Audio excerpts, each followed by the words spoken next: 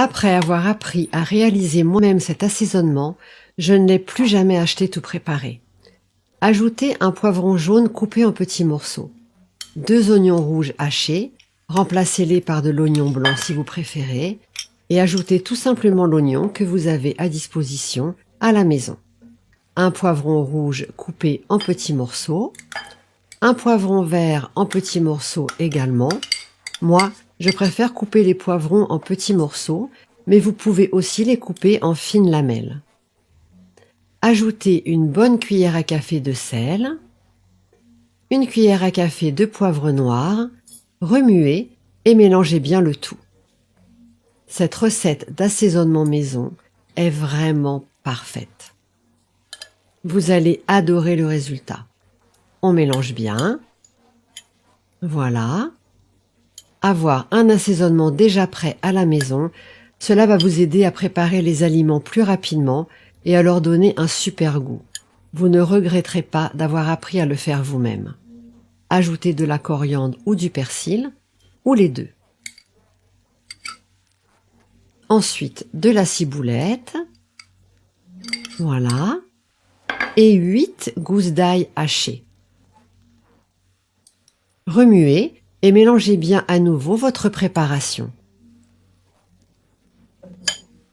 Cet assaisonnement est coloré, délicieux et super savoureux. C'est un assaisonnement fait maison vraiment incroyable.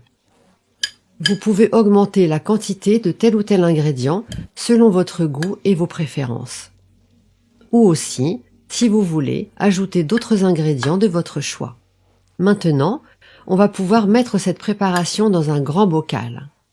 Avec une cuillère à soupe, remplissez le bocal progressivement.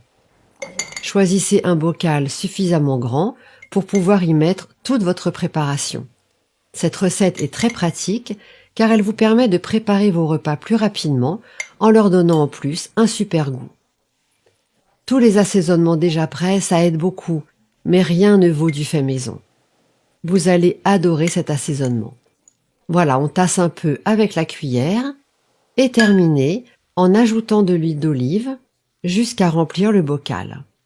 Voilà, choisissez une bonne huile d'olive et voyez comment l'huile se répartit sur tous les ingrédients.